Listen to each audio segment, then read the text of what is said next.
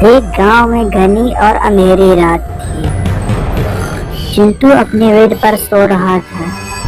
तभी रोशनी पड़ती है उसके शरीर पर और वह राक्षस में बदल जाता है। उसका पूरा शरीर एकदम से भेड़िया के रूप में बदल जाता है और वह तुरंत वहां पर खड़ा होता है और वह भेड़िया बन गया। आइए देखते हैं किस वजह से वह भेड़िया बनता है। ये है डॉक्टर झटका। ये अपना एक्सपेरिमेंट कर रहे हैं और यही इन सब की वजह है। यही सब कुछ कर रहे हैं कि वो भेड़िए में बदल रहे हैं। ये है चिंटू की पत्नी और यह बगीचे में खेल रही थी। तभी वहां पर वह डॉक्टर झटका आता है एक बूढ़ी औरत के भेष में और अपने के साथ वह केमिकल लेकर आता है। चिंटू की पत्नी वह केमिकल उससे ले लेती है और उसे कुछ पैसे वह दे देती है।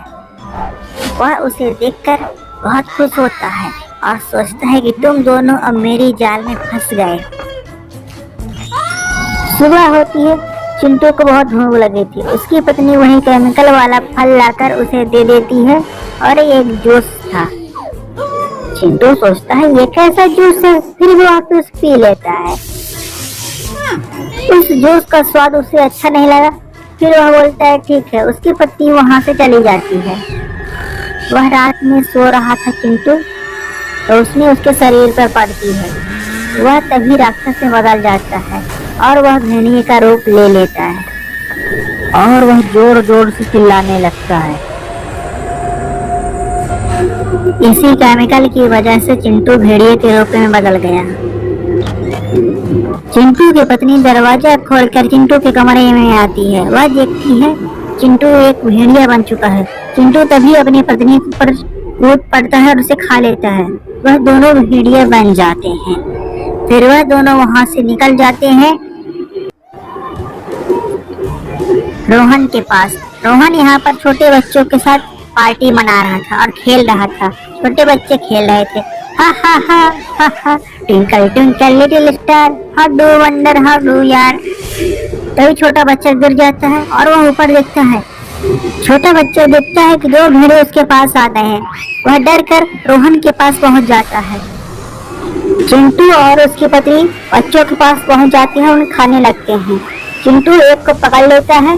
तभी रोहन उससे बचा लेता है। चिंटू यह देखकर चौंक जाता है और वह बच्चे भागकर अपने पास पहुंच जाते हैं, खुश हो जाते हैं। रोहन सोचता है ये दोनों आखिर भेड़िए कैसे बने। वह उन दोनों से लड़ने के लिए वहां पर पहुंच जाता है।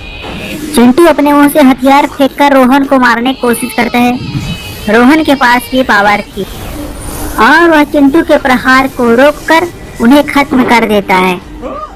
फिर चिंटू की वाइफ लड़ने जाती है। उसके हाथ बड़े बड़े नाखून वाले थे। रोहन यह देखकर चिंटू की वाइफ को वह शक्ति से बांध देता है। फिर वहां पर चिंटू आता है रोहन के ऊपर प्रहार करने के लिए। रोहन तुरंत एक शीशा लाता है। उसका प्रहार उसके ऊपर पड़ जाता है जिससे वह दोनों पत्थर बन जाते हैं और सभी बच्चे खुश होते हैं। लेकिन रोहन सोचता है ये आखिर किसने किया। फिर रोहन तुरंत डॉक्टर झटका के पास जाता है और डॉक्टर झटका यहाँ पर सोच रहा था कि कब तक वह भेड़िए बनेगा। तभी वह डर जाता है कि आखिर कौन आ गया। वह देखता है कि रोहन उसके पास आ गया है गुस्से में। डॉक्टर झटका थोड़ा हंसता है और फिर वह हथियार फेंकने लगता है। यह हथियार केमिकल वाले थे। तभी रोहन शक्ति से एक दीवार खड़ी कर लेता है और वह बच जाता है। रोहन गुस्सा होकर डॉक्टर झटका को मारने के लिए जाता है और बोलता है तुमने हमारे दोस्त और उसकी पत्नी को भेड़िया बना दिया है। डॉक्टर झटका तभी एक केमिकल निकालता है। रोहन वह केमिकल उसके हाथ से छीन लेता है और वह केमिकल उसी के सर पर डाल देता है जिससे वह एक तोते में बदल जाता है। फिर वह थोड़ा केमिकल डालता है।